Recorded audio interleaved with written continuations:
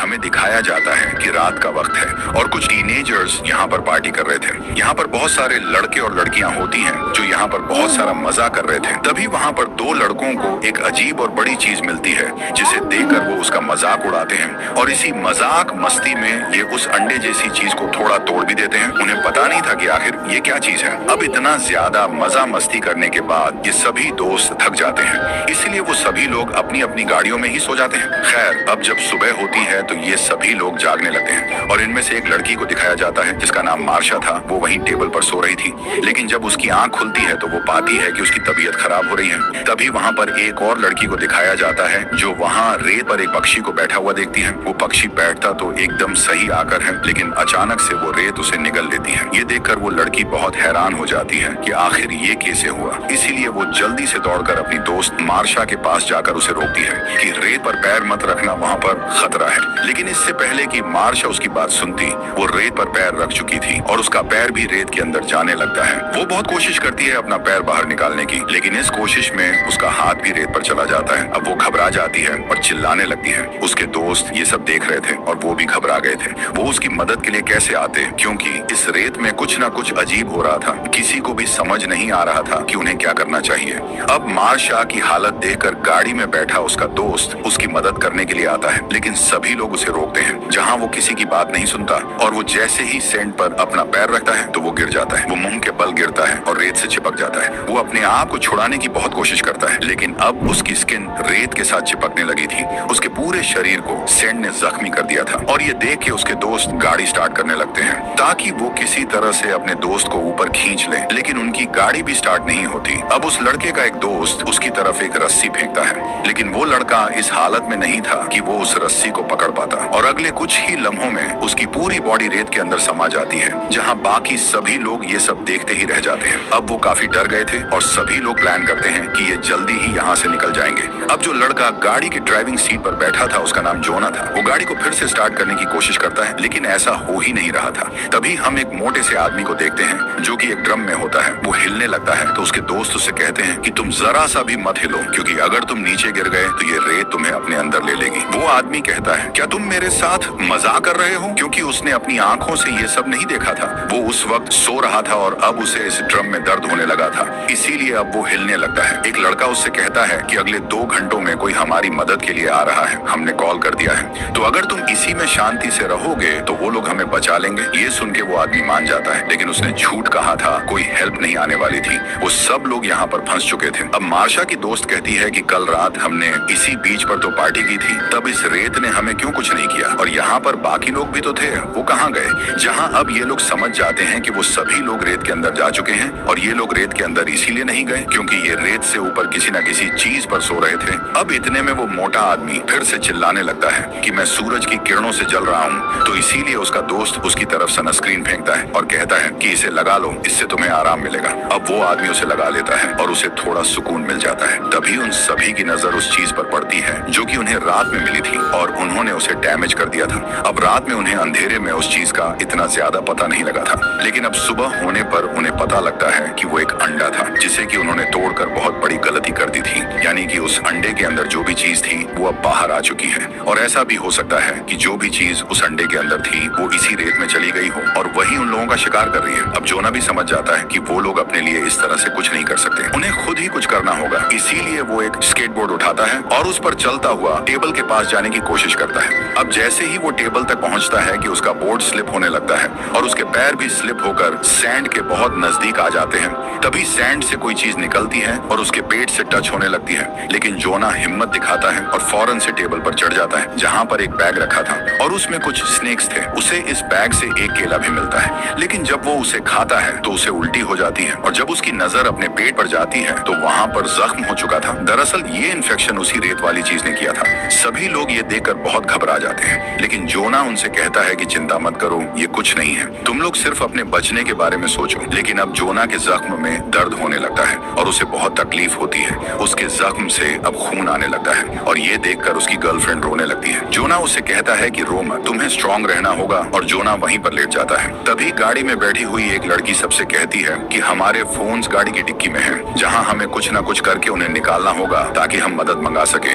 लेकिन कोई भी ये रिस्क लेना नहीं चाहता था क्योंकि गाड़ी में बैठकर उसकी डिक्की नहीं खुल सकती थी। अब एक लड़की कहती कि मैं ये काम करूंगी। वो हिम्मत करके वहां तक जाती है, लेकिन गाड़ी की डिक्की खुल नहीं पाती। अब यहाँ पर चंदा नाम की लड़की उसे एक लकड़ी का टुकड़ा पकड़ाती है, जिससे वो इसको जोर से पकड़ ले और रेत की तरफ न गिर जाए। लेकिन अभी भी वो गाड़ी की डिक्की खोल नहीं पा रही थी। इसीलिए जोना की गर्लफ्रेंड उसे एक रोड देती है और कहती है कि अब ट्राई करो, जहाँ वो लड़की फाइनली गाड़ी की डिक्की खोल लेती है। लेकिन तभी उन्हें दूर से कोई आता हुआ दिखाई देता है। वो वहाँ का सुपरवाइजर था। वो सभी लोग उसकी तरफ देखने लगते हैं और ध्यान बटने पर वो लड़की जो डिक्की खोल रही थी उसकी उंगलियां डिक्की में फंस जाती हैं। यानी अब डिक्की बंद हो चुकी थी। वो दर्द से चिल्लाती है और वो सभी लोग उसे अपने पास बुलाने की कोशिश करते हैं, लेकिन वो सुपरवाइजर कहता है कि तुम्हारी जनरेशन दारू पी के पता नहीं क्या क्या काम करती है। लेकिन ये सब लोग उसे बताते हैं कि हम मुश्किल में हैं। वो अपनी गाड़ी उनकी तरफ लेकर आता है और उतरने लगता है। वो सभी शोर मचाते हैं कि रेत पर पैर मत रखना, लेकिन जैसे ही वो रेत पर पैर रखता है तो वो देखते हैं कि उसे कुछ भी नहीं होता। अब सबसे पहले वो जोना के पास जाता है और उसका पेट देखकर हैरान हो जाता है कि आखिर ये सब किसने किया। इसके बाद वो उस मोटे आदमी को ड्रम से निकालने की कोशिश करता है, लेकिन वो बहुत मोटा था और वो उससे हिल भी नहीं पाता। इसीलिए वो कहता है कि चिंता मत करो, कुछ ही देर में मैं अपनी टीम को यहाँ बुला लेता हूँ, जो कि तुम्हें यहाँ से रेस्क्यू कर लेगी। लेकिन मुझे ये समझ नहीं आ रहा कि आखिर तुम लोग यहाँ पर कर क्या रहे हो। तो जोना की दोस्त उसे सब कुछ बताने की कोशिश करती है और कहती है कि हमारी दोस्त की उंगलियां गाड़ी की डिक्की में फंस गई हैं। सुपरवाइजर उसके पास जाता है, लेकिन वो उसकी हेल्प नहीं करता। ये देखकर जोना की दोस्त उस पर चिल्लाने लगती है और सुपरवाइजर उसके पास जाकर कहता है कि तुम मुझसे इतनी रूडली बात क्यों कर रही हो, तुम्हारे साथ परेशानी क्या है। जिस पर वो कहती है कि तुम्हें दिख नहीं रहा कि हम प्रॉब्लम में हैं, हम रेत पर नहीं आ सकते। पहले ही इस रेत ने हमारे दो दोस्तों को अपने अंदर निगल लिया है। सुपरवाइजर कहता है कि मेरे साथ ये गेम मत खेलो, अगर ऐसा ही है तो मैं रेत पर कैसे खड़ा हूँ और तुम लोग भी जल्दी से नीचे आ जाओ। लेकिन जोना की दोस्त और उसकी दोस्त नीचे नहीं आते, क्योंकि वो जानते थे कि इससे उनकी जान जा सकती है। तो वो सुपरवाइजर अपनी गन निकाल लेता है, लेकिन साथ ही उसकी चाबी भी रेत पर गिर जाती है। सब उससे कहते हैं कि उन्हें उठाना मत, लेकिन वो नहीं सुनता और अपनी चाबी उठाने के लिए जैसे ही उसका हाथ रेत से टच होता है तो वो रेत उसके हाथ को भी फांस लेती है। लेकिन सुपरवाइजर के पास पेपर स्प्रे होता है, जिसे वो उस पर स्प्रे करने लगता है, लेकिन कोई फायदा नहीं होता। वो क्रीचर उसका आधा हाथ काट लेता है, जिससे बहुत खून निकलता है। सब डर जाते हैं और चिल्लाने लगते हैं। अब जोना की दोस्त दूर से ही उसका पेपर स्प्रे उठा लेती है कि शायद उस क्रीचर को हराने में ये उनकी कुछ मदद करे। और अब सुपरवाइजर पूरी तरह से रेत में गिर जाता है और वो रेत उसे निगलने लगती है। रेत उसे पूरा निगल लेती है और अब ऊपर केविन और जोना की दोस्त अपने एक साथी से बात करते हैं, जहां अब उन लोगों को समझ आ जाता है कि सुपरवाइजर को इसलिए कुछ नहीं हो रहा था क्योंकि उसके जूते मजबूत थे और नीचे से टॉवल के जैसे थे, यानी कि फाइबर वाले। इसीलिए वो लड़का अपने बाकी साथियों से कहता है कि मेरी तरफ टॉवल फेंको, हम उसे अपने पैरों पर बांधकर यहाँ से निकल सकेंगे। जब उसके दोस्त वो टॉवल उसकी तरफ फेंकते हैं तो उसे पकड़ने के चक्कर में वो कैबिन से नीचे गिर जाता है। उसके नीचे गिरते ही रेत से बहुत सारे धागे जैसी चीजें बाहर आती हैं, जो कि शायद उस क्रीचर के टेंटिकल्स थे। वो उसकी पूरी बॉडी के साथ चिपककर उसका खून पीने लगते हैं और देखते ही देखते बाकी लोगों की तरह उस सैंड में गुम हो जाता है। ये देखकर वो लोग बहुत डर जाते हैं। अब चंदा अपने कानों पर हाथ रखकर रोने लगती है और जोना की दोस्त उससे कहती है कि सब ठीक हो जाएगा और साथ ही उसे एक ग्रिल सीधी करके रखने को कहती है और उसके साथ एक और ग्रिल वहां पर रखकर कैबिन से जंप लगाकर गाड़ी में चली जाती है। और अब जैसे ही वो गाड़ी में आती है तो वो चंदा को थप्पड़ लगाती है, क्योंकि ये सारा उसी का प्लान था कि यहाँ पर आया जाए। हालांकि इसमें उसकी कोई गलती नहीं थी। और अब ये दोनों मिलकर उस डिक्की में फंसी लड़की की उंगलियों को निकालने की कोशिश करती है और वो उसे निकाल भी लेती है। अब जोना की दोस्त उसके हाथ पर टॉवल बांधती है और वहीं दूसरी तरफ हम उस मोटे आदमी को देखते हैं, जो कि उस ड्रम में फंसे होने की वजह से उसका पूरा शरीर दर्द करने लगा था। उसकी बॉडी से खून भी आने लगता है और जब वो खून रेत पर जाता है तो रेत से कुछ टेंटिकल्स निकलते हैं और उन्हें पता लग गया था कि यहाँ पर कोई इंसान है। वहीं दूसरी तरफ वो दोनों लड़कियां उन ग्रिल्स को जोड़ते हुए टेबल तक जाने का एक रास्ता बना देती हैं और अब चंदा जोना तक जाती है और साथ ही वो लड़की जिसकी उंगली गाड़ी की डिक्की में आ गई थी, वो जोना की दोस्त से कहती है कि अब तुम जाओ, क्योंकि मेरे हाथ से खून निकल रहा है और अगर मेरा खून रेत पर गिरा तो वो क्रिएचर हम पर अटैक कर देगा। इसीलिए जोना की दोस्त चलकर वहां पहुंच जाती है। अब आखिर में वो जख्मी उंगली वाली लड़की उस ग्रिल पर चलने लगती है, लेकिन आखिर में जाकर उसके हाथ से खून टपक जाता है और उसका बैलेंस खराब होते ही वो रेत पर गिर जाती है और रेत उसे भी अपने अंदर निगल लेती है। वहीं दूसरी तरफ हम उस मोटे आदमी को देखते हैं जिसके ड्रम पर खून बह रहा था, तो वो टेंटिकल्स उसकी तरफ अट्रैक्ट होने लगते हैं। अब हम चंदा को देखते हैं जो कि अपने पैर पर टॉवल बांधकर उस रेत पर चलने लगती है जहां उसे कुछ भी नहीं होता। वो जल्दी से सुपरवाइजर की गाड़ी के ऊपर चढ़ जाती है और ये देखकर वो मोटा आदमी भी बहुत खुश होता है कि अब हम यहाँ से निकल जाएंगे। लेकिन वो नहीं जानता था कि वो टेंटिकल्स उसके ड्रम को नीचे से खाली कर चुके थे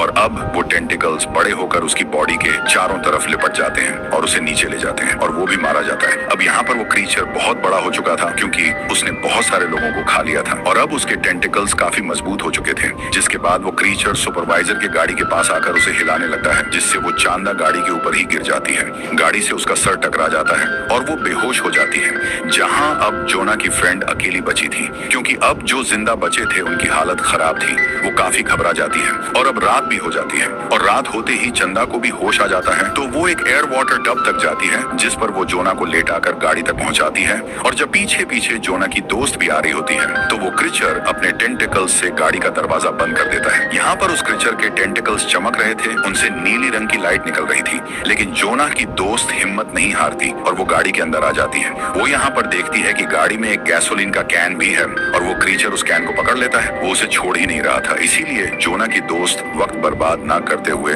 दूसरा कैन उठाकर गैसोलीन गाड़ी के चारों तरफ डालने लगती है, जिससे कुछ गैसोलीन क्रीचर के ऊपर भी गिर जाता है और फिर वो उसमें आग लगा देती है, जिससे उस क्रीचर के टेंटिकल्स में भी आग लग जाती है और वो तड़पने लगता है। जोना की दोस्त फौरन गाड़ी के अंदर जाकर दरवाजा बंद कर लेती है, लेकिन अब क्रीचर गाड़ी का दरवाजा भी खोलने लगता है, लेकिन जलने की वजह से अब उसकी ताकत कम हो गई थी और अब वो रेत में समा जाता है। अब रात काफी हो चुकी थी और वो तीनों बहुत डरे हुए थे, इसीलिए वो लोग गाड़ी में ही सो जाते हैं। जब सुबह होती है तो कोई उनकी गाड़ी पर नॉक करता है। वो कोई पुलिस ऑफिसर लग रहा था। अब जब जोना की दोस्त बाहर निकलकर अपना पैर रेत पर रखती है तो उसका पैर नहीं चिपकता और साथ ही चंदा भी बाहर आ जाती है और वो दोनों यहाँ से निकल जाती हैं। दरअसल वो क्रीचर रात में जलने की वजह से मर चुका था और अब रेत में कोई हलचल नहीं थी, चारों तरफ शांति थी, लेकिन जोना की उन जख्मों की वजह से जान जा चुकी थी। जहाँ आखिर में हमें एक बहुत हैरानी वाली बात पता चलती है, असल में वो क्रीचर अभी मरा ही नहीं था, वो बस समंदर में चला गया था और वो सीधा शहर की तरफ जा रहा था,